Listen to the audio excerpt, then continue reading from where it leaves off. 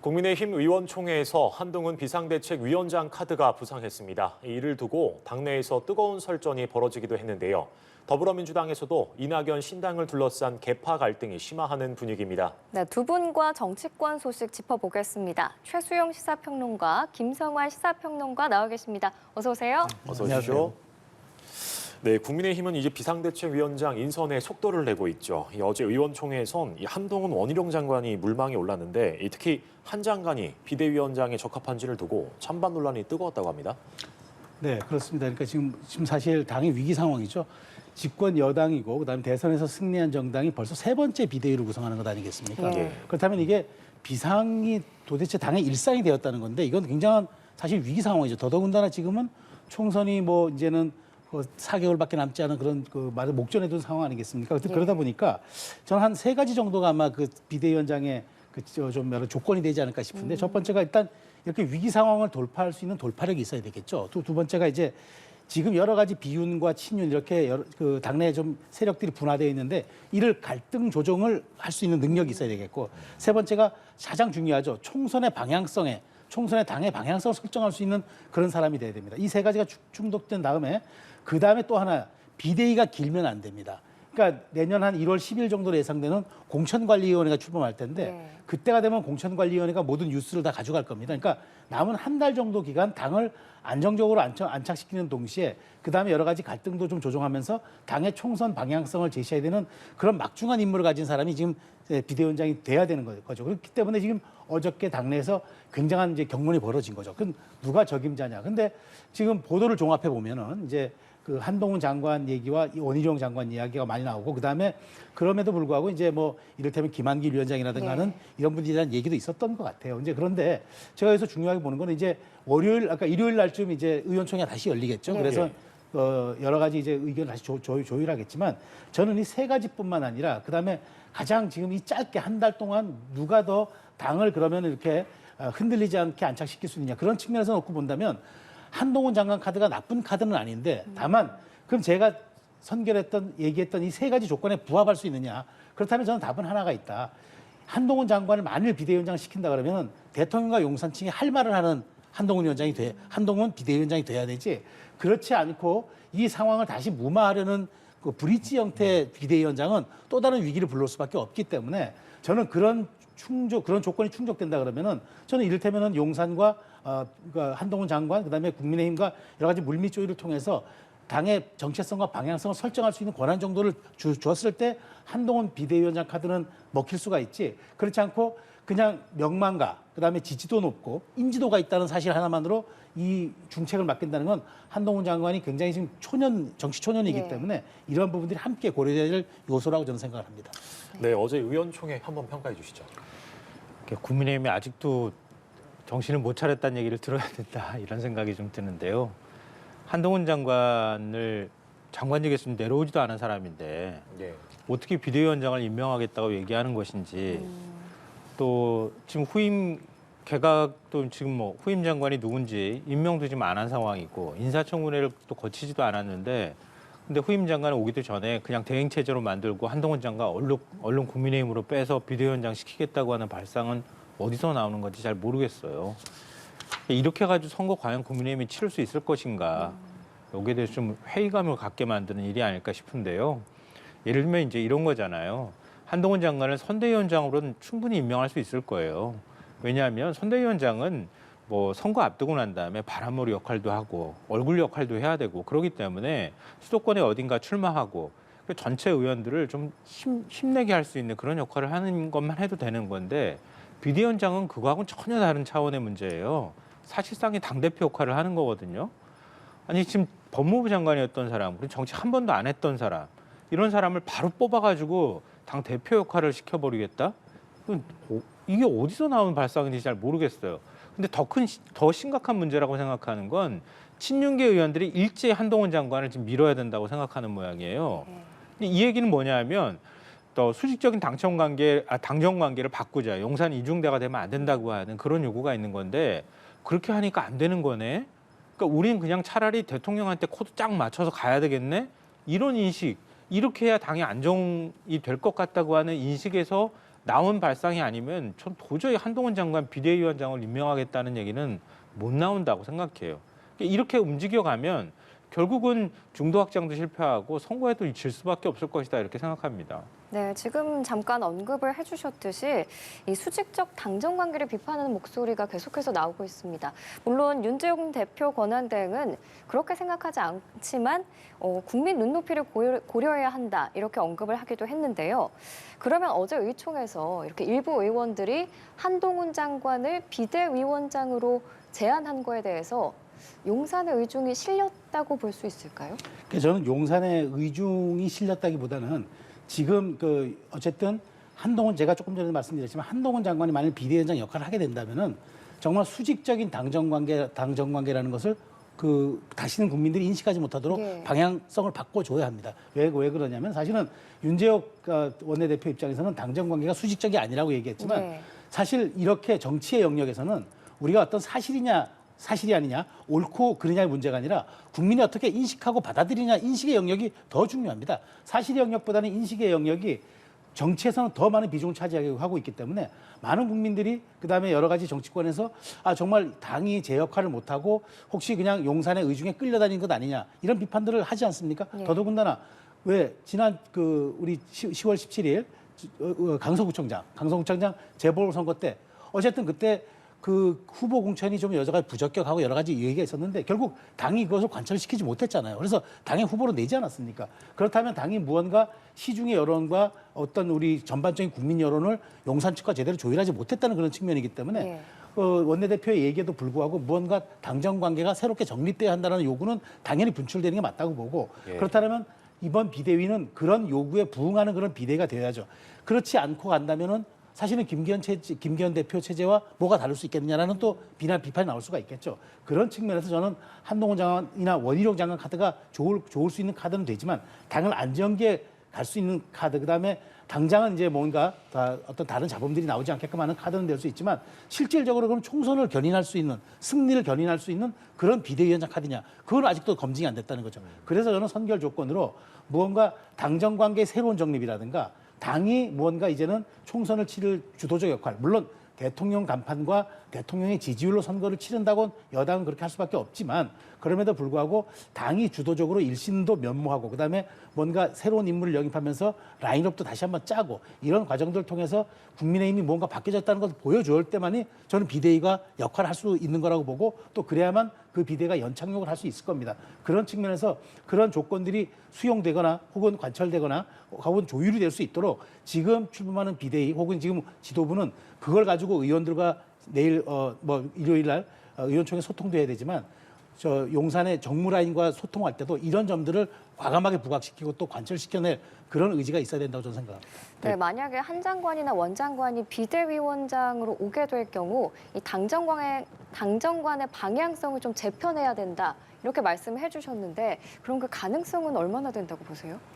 가능성이 있을 거라고 보세요. 아마 아무도 그렇게 생각하지 않을 겁니다. 한동훈 장관이 윤석열 대통령하고 싸우는 모습 상상해 보신 적 있으세요? 싸울 거라는 기대를 할 수 있을까요? 그러니까 기대를 못 할 거예요. 그러니까 왜 한동훈 비대위원장 얘기를 하느냐? 그러니까 안 싸우길 바라는 마음에서 한다. 그러니까 대통령 의중을 누구보다 잘 읽고 있는 사람이니까 대통령의 뜻대로 당이 움직여 가도록 하는 게 좋겠다고 하는 그런 복선을 깔지 않고서는 한동훈 비대위원장 얘기를 꺼낼 수가 없어요. 제가 볼 때는. 현실적으로도 쉽지 않은 문제일 뿐더러 이전에 전력을 봐도 이런 비대위원장, 선거 바로 직전에 있는 비대위원장을 정책 한 번도 안 해본 장관을 바로 뽑아다가 갖다가 쓰는 경우가 어디 있습니까? 과거 수많은 비대위가 있어도 이런 비대위는 한 번도 없었어요. 어떻게 이런 방식의 비대위를 구성할 생각을 하겠냐는 거예요.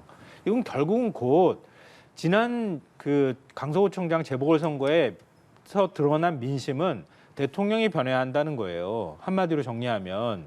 근데 대통령은 변할 생각이 없으니까 당이 변해야 된다고 해서 당 지도부 중진들 희생 요구했었잖아요. 근데 일부 희생이 나오고 있는 마당에 결국 당대표 문제를 가지고 삐걱거렸단 말이에요. 그러니까 다시 대통령 의중을 읽으려고 가는 거예요.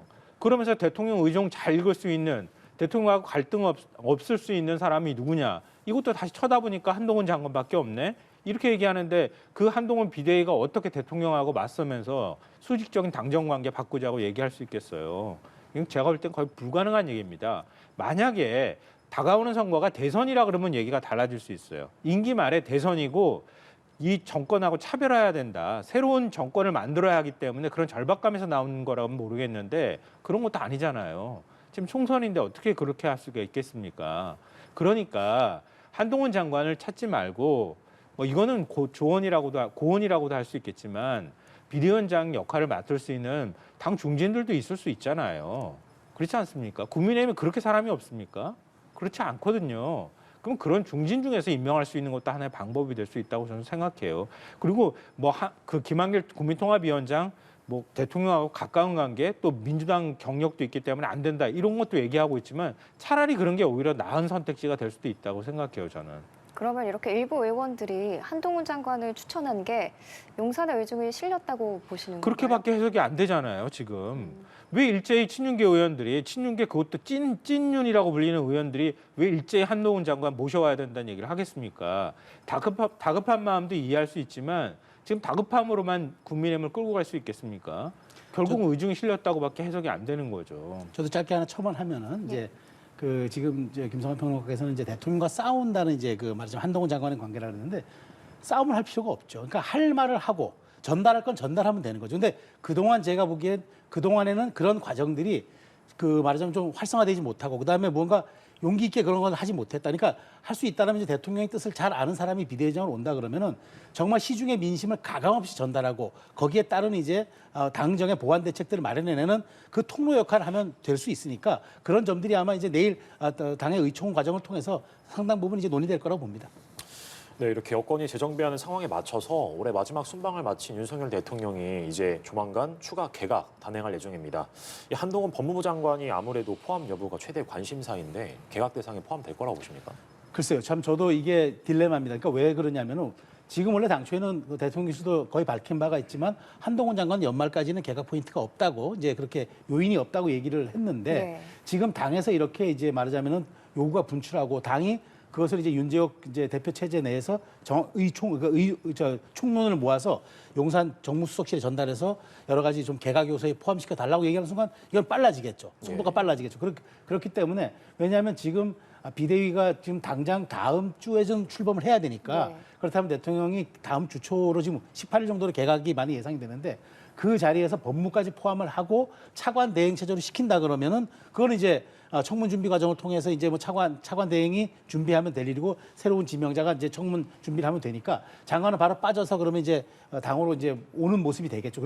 그렇게 되는데 가능한 시나리오긴 한데 과연 그러면 이게 선결 조건이겠죠. 18일 의총에서 당이 총론과 당론을 모아내느냐. 예. 그리고 그것을 전달하느냐. 그렇게 된다면은 개각의 폭과 속도는 조금 더 빨라지고 한동훈 장관의 포함 여부도 기정사실화가 되겠지만 만일 그렇지 않고 외부 요인 혹은 이제 외부에서 다른 명망가라든가 좀 중진 쪽에서 비대위원장을 찾아내고 거기에 대한 이제 임무를 부여한다 그러면은 한동훈 장관의 역할은 조금 더 말하자면 김성훈 평론가 얘기한 대로 이제 총선 직전에 이제 선대위 카드로 이제 나올 수가 있겠죠. 그러니까 그런 측면을 놓고 본다면 만일 이번에 포함이 된다 그러면은 한동훈 장관이 비대위원장이 되는 카드겠고 이번에 포함이 되지 않는다 그러면 내년 1월 11일이 공직자 사퇴 시한 아니겠습니까? 네. 그렇다면 그 전까지 한동훈 장관이 거칠 표명하는 것.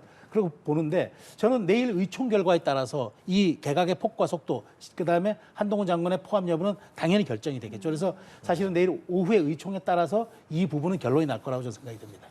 네, 내일 오후 의총에 따라서 결론이 날 거라고 말씀해 주셨는데 윤 대통령의 추가 개각 어떻게 전망하십니까?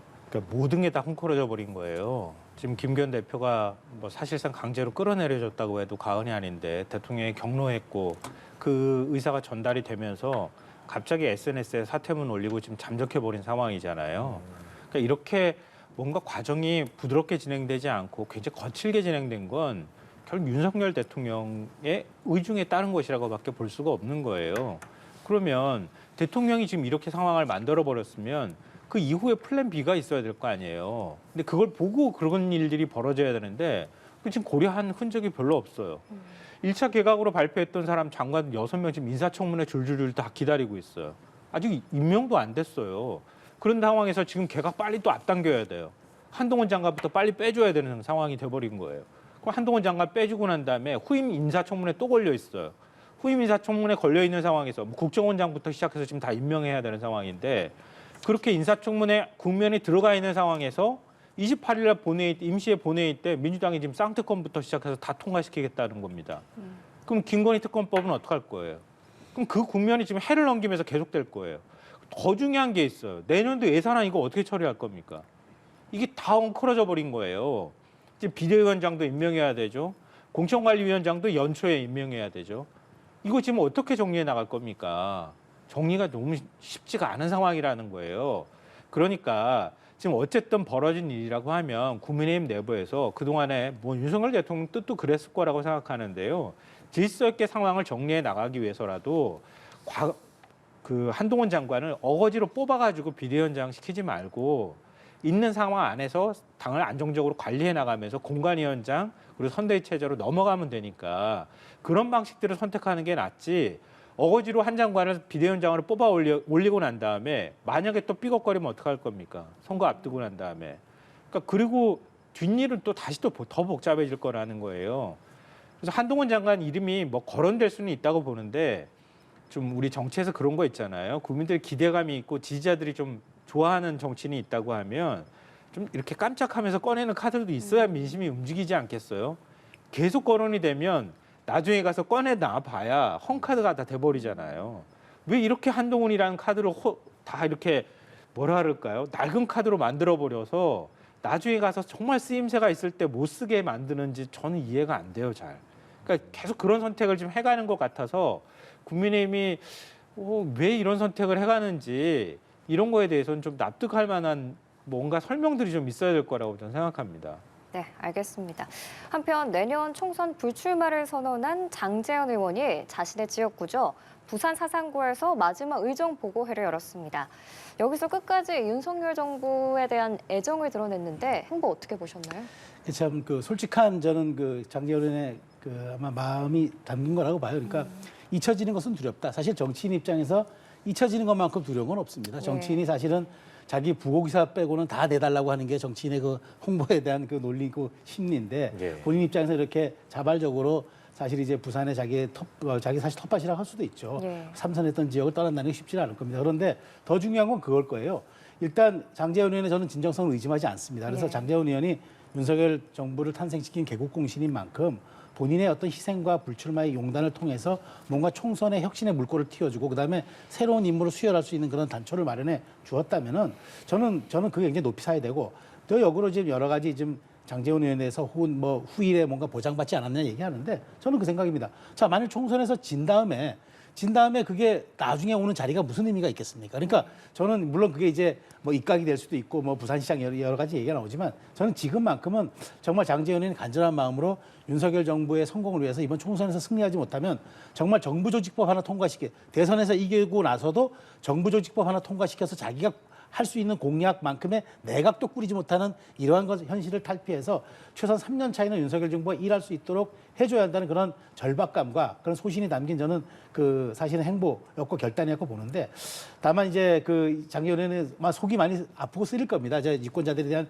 약속도 있을 텐데 어쨌든 장제원 의원은 이런 어떤 희생과 자기의 어떤 백의종군을 통해서 이번 총선에서 또 얼마큼 기여하고 또 부산 선거에서 지금 여러 가지 민심이 좀 그렇게 여권에 우호적이지 않다는데 과연 장제원 의원이 저렇게 단기 필마 혹은 백의종군 했지만 얼마큼 또 많은 본인의 역량과 그런 헌신을 통해서 또 승리에 기여할지 이것도 한번 지켜봐야 할 대목이 아닌가 싶습니다. 네, 장제원 의원의 이 진정성은 의심할 여지가 없다라고 말씀해 주셨는데 장제원 의원 행보 어떻게 보셨나요? 그러니까 지난 일주일 동안 국면에서 굉장히 혼란이 발생했는데 그중에 유일한 승자가 장제원 의원이 아닌가 그렇게 생각해요. 그래서 장제원 의원이 전 자발적으로 불출마 선언했다고 생각하지는 않는데요. 윤석열 대통령이 어떻게 해서든 지금 혁신의 의지라든가 또 인적 쇄신에 관한 동력을 좀 살리고 싶었다. 불씨를 살리고 싶은 마음이 있었을 거고 장제원 의원을 설득했을 가능성이 굉장히 높다고 봐요.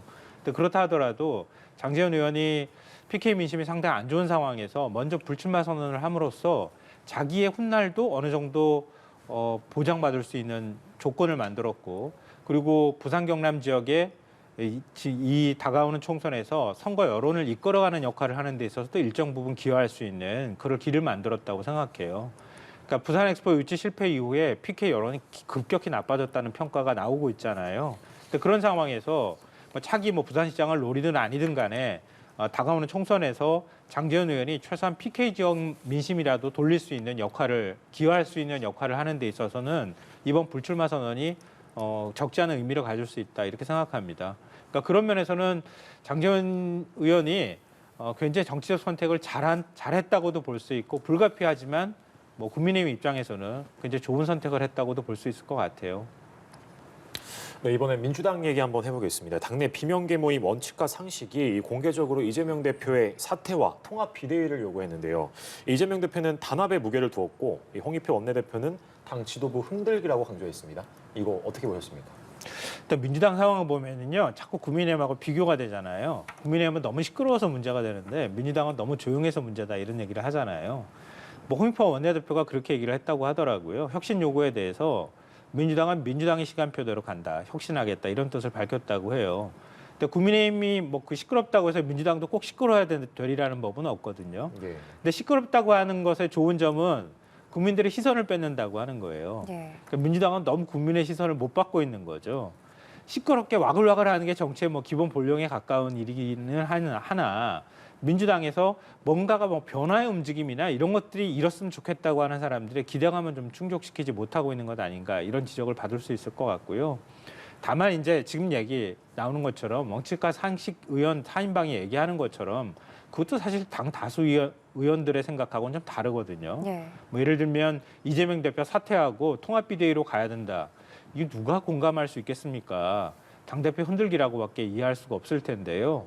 다만 그렇다 하더라도 그들의 요구에 맞춰준다기보다는 민주당의 시간표가 무엇인지 또 민주당의 혁신의 비전은 무엇인지를 이젠 보여줄 때가 됐다. 그런 면에서는 너무 질서 있게 이번 총선을 준비하는 것만이 능사는 아니다. 이런 지적은 좀 뼈아프게 받아들여야 되지 않을까 싶습니다. 네, 민주당의 상황에 대해서 한 말씀 해주시죠. 그러니까 지금 저 갤럽 조사를 놓고 보면은 이번 주 15일 날 보면은 대통령의 긍정 부정 지지율은 한 30대 60 정도로 나왔는데 네. 민주당과 국민의힘의 지지율 차이는 34대 32인가 2%포인트밖에 안 났어요. 이걸 한마디로 표현하면은 윤석열 대통령의 국정 운영 방향에는 동의하지 않지만 그렇다고 민주당도 우리는 좋아하지 않는다가 민심이 압축된 요약이에요. 그렇다면 이렇게 말하자면 지금 여권이 세 번째 비대위를 출범하는 이런 상황에서도 지금 이재명의 민주당이 결국 지금 압도적으로 지금 국민의힘을 압도하지 못한다는 이야기는 지금 민주당이 상당한 리더십 혼란에 와 있다는 거죠. 그리고 지금 민주당의 이런 간판과 이런 체제로는 총선 압승이 무망하다라고 이미 보는 거예요. 그렇다면 더군다나 여기에다가 지금 이재명 대표는 늘 달고 다니는 사법 리스크가 지금 존재하고 있어요. 당장 1월에 이제 본인 이제 말하자면 그 위증교사 혐의에 대한 재판도 있죠. 측근 중에 측근이라던 김용실 부실장은 구속이 돼 있죠. 자, 이런 상황에서 도대체 그럼 이재명 대표가 그러면 당이 쪼개져 나갈 수 있고 지금 뭐 여러 가지 분당의 위험에 처해 있는데도 아무런 역할도 하지 않고 수수방관하고 있는 거죠. 그러니까 리더십에도 문제가 있고 자, 이런 대표와 이런 체제로 과연 그러면 어떻게 민주당이 할 수 있는지 저는 원칙과 상식이 정말 원칙과 상식에 부합하는 요구를 하고 있다고 봐요. 그래서 얘기가 그거잖아요. 이재명 대표 사퇴라는 게 이제 뭐 대표 사퇴도 있겠고 불출마 선언도 있겠고 아니면 비례대표 전환도 있겠고 여러 가지 자신의 거취에 대한 얘기를 하고 그다음에 지금 비명과 친명이 통합하는 그런 우리가 동의하는 그런 비대위 혹은 어떤 또 통합 지도부를 출범시킨다면은 우리는 당에 남고 우리는 총선 승리 위해서 헌신하겠다는데 왜 이런 요구에서조차 대표는 아무런 얘기를 하지 못합니까? 그러니까 저는 요구는 당연하다고 보고 여기에다가 지금 신당에 대한 수요까지 그런 지금 변수까지 생겼기 때문에 네. 이재명 대표가 이런 식의 침묵과 혹은 요즘 흔히 얘기하는 점점점점이라고 그러더라고요. 말을 못하고 해서 얘기를 안 하고 침묵의 시간이라는 건데 이렇게 과연 가서 민주당의 리더십을 견인할 수 있을지 이런 이재명 일극 체제로 계속 가다가 총선 리스크에 맞닥뜨리면은 과연 민주당은 어떤 선택을 할지 이런 것들이 저는 당내 많은 의원들의 고민의 지점이라고 봐요. 그런 측면에서 원칙과 상식이 저는 합당한 요구를 했다고 보고 여기에 이재명 대표가 더 이상 침묵하지 말고 어느 정도 자신의 어떤 생각과 그다음 비전을 꺼내놓는 게 저는 지금 당에 부합하는 상식이라고 생각합니다. 네. 여당하고 야당은 좀 달라요. 여당은 대통령이 있기 때문에 어떻게 흔들려도 대통령이 중심을 잡아주면 되거든요. 야당은 중심이 사라지면요, 그냥 당이 깨져버려요. 그러니까 극심한 혼란으로 빠지게 되거든요. 이재명 대표 내려오면 아마 어마어마한 혼란이 생길 거예요. 당원들부터 서로 당 쪼개자는 얘기 나올 거예요. 그거 바람직하지 않을 것 같고요. 그러니까 이재명 대표가 뭐 20일하고 28일 김부겸 그다음에 정세균 전 총리를 잇따라 만난다고 하잖아요. 그렇게 만나서 그 의견 듣고 그리고 난 다음에 이낙연 전 대표 신당 시간표가 내는 초잖아요. 그 초 사이에 이재명 대표가 어떤 비전들을 내놓을 것이냐, 당을 통합으로 어떻게 이끌어낼 것이냐 이런 모습들을 한번 지켜보면 어떨까 싶고요. 그리고 난 다음에 민주당 안에서도 지금 뭔가 변화의 움직임이 일어날 필요가 있는데 뭐 586이든 뭐 86그룹이나 이런 의원들 이제 일부는 좀 불출마 선언들이 나와주고 그리고 공천에 있어서도 공천 룰을 빨리 전략공천위원회가 정해서 공천 작업에 들어가는 과정이 좀 있어야 될 것 같아요. 그러니까 시끄럽게 하는 게 능사는 아닐 것 같고요. 정리하면서 시끄럽지만 그걸 긍정적인 방향으로 끌고 가는 모습을 국민들한테 좀 보여줄 필요가 있다고 생각합니다. 네, 그러니까 좀 네. 아니, 저는 이런 얘기가, 그러니까 당연히 뭐 그렇게 가야 되겠죠. 근데 저는 이렇게 전 침묵의 시간이 길어지는 거는 그거는 본인의 리더십이 없다고 자임하는 네. 거고, 그다음에 이런 과정을 통해서 본인이 무언가 해결하는 노력조차도 보이지 않는다는 거, 이거 저는 비판받아서 마땅하고, 아니 물론 그렇게 전직 총리들 만나는 거 하겠죠. 그런데 이런 식의 말하자면 무력하게 지금 이재명 대표가 체제가 비춰지고 있다는 것, 시간 벌기 혹은 상대의 실책에 기대어 가겠다는 것, 이런 것들이 지금 저는 민주당의 가장 큰 위기라고 지적드리는 겁니다. 네, 이렇게 지금 논쟁이 뜨거운데 좀 전에 신당 변수 짚어주셨거든요. 이낙연 전 대표의 신당 창당 계획이 빨라지고 있습니다. 당내 비판 여론이 굉장히 높은데 여론도 그렇게 좋지 않아요. 특히 민주당 지지층에서는 71%가 부정적이었는데 이렇게 비판 여론이 많은 이유는 뭐라고 보십니까? 이낙연 전 대표의 지지율이 안 나오잖아요. 다음번 차기 대선 아마 차기 대선 때문에 이낙연 전 대표가 신당을 만든다고 하는 생각이 있지 않을까 또 싶어요. 왜냐하면 신당을 만들려면 최소한 민주당 당내 의원들이 같이 나와줘야 돼요. 예. 그러니까 만들겠다고 엄포를 놓는 게 아니라 의원들이 먼저 뛰쳐나와야 돼요. 먼저 뛰쳐나와서 민주당을 탈당하고 난 다음에 그 이낙연 전 대표가 그걸 함께 하는 모습들을 보여줘야 그게 파괴력이 생기는 건데요. 의원들은 나 나갈 생각도 없고 왜 이렇게 빨리 가십니까? 막 이렇게 얘기를 하잖아요. 오히려 바짓가랑이를 붙들고 있는 상황이란 말이에요. 그러니까 이낙연 전 대표가 지금 안 움직이면 차기 나한테 마지막 도전이 될 대선 도전이 뭐 그냥 무망하게 된다라는 생각 때문에 굉장히 조급해서 신당 얘기를 꺼내낼지 모르겠지만 민주당 내부에서는 특히 이제 호남 여론에서는 굉장히 냉담한 반응들이 나오고 있기 때문에 신당으로 성공하기는 매우 어렵다 이렇게 생각하고요. 다만 이제 국민의힘에서 기대하는 것처럼 민주당 지지자의 뭐 한 70% 넘게 부정적인 여론이라 하더라도 결국 20, 30%가 중요한 게 아니냐. 그리고 수도권에서는 절반 정도가 좋은 평가, 나쁜 평까지 엇갈리고 있는 상황이란 말이에요. 그런 걸로 볼 때는 여론을 쪼개는 데 있어서는 신당이 만약에 출범한다고 하면 효과가 있지 않겠느냐. 그러니까 민주당 입장에서는 좀 선거에 있어서는 그렇게 그리 긍정적인 영향을 미치지 않는 좀 불안정한 요인이 될 수 있다고 하는 점에서는 가급적 안 나가는 게 좋지만 하여튼 어떤 방식으로든 이낙연 신당의 파괴력을 좀 줄이는 방향으로 당의 통합적 이미지를 가져나가는 게 필요하지 않을까 생각합니다. 네, 마지막으로 질문 네. 드리겠습니다. 이낙연 전 대표 신당 창당 여론 어떻게 보셨나요? 지금 재밌는 게 이낙연 전 대표의 신당 창당에 대해서 호남이 지지율이 낮고 가장 텃밭이라고 할 수 있습니다. 그다음에 더군다나 지지층에서는 민주당 지지층에서는 아주 나빠요. 71%. 그런데 여권에서는 비슷하게 이준석 대표가 좀 비슷해요. 이준석 대표도 한 20한 4, 5% 나오는데 여당 지지층에서는 76%가 또 반대예요. 그러니까 이게 뭐냐면은 양쪽의 지지층에서는 분열을 바라지 않는다는 거죠. 민주당 지지층에서는 이낙연 대표의 창당을 분열로 바라보는 거고 보수층에서는 이준석 대표의 신당 창당도 분열로 보는 거예요. 그래서 저는 재미있다는 거 하는 건데 자 여기서 저는 이낙연 대표가 신당 창당한다. 저는 그렇다면 방향성을 잘 잡아야 된다고 봐요. 그러니까 호남의 지금 기류도 안 좋은 상황에서 그렇다면 이낙연 대표가 단순히 반윤석열, 비이재명 이 카드로는 저는 신당 창당에 성공할 수가 없겠죠. 그러니까 이낙연이 제시할 수 있는 새로운 어젠다 혹은 시대 정신에 걸맞는 그런 좀 담론 형태의 무언가를 통해서 돌파를 하고 한 다음에 2월 초순까지는 이제 아마 공천 작업들이 좀 마무리될 거 아닙니까? 그때 이탈하는 의원들을 맞아서 의석수를 조금 높여서 신당 창당한다 그러면은 내년 총선에서 기호 3번 받을 수가 있겠죠.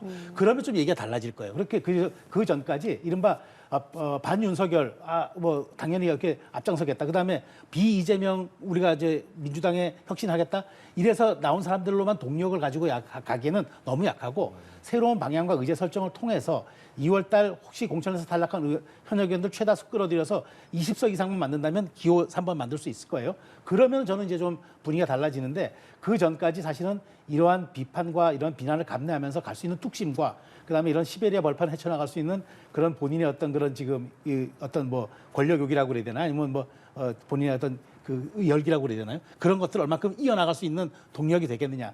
아마 새해 첫 여론조사도 많이 변수가 될 겁니다. 예, 알겠습니다. 오늘 정치권 소식은 여기까지 짚어보도록 하겠습니다. 최수영, 김성환 시사평론가와 함께했습니다. 오늘 말씀 고맙습니다. 고맙습니다.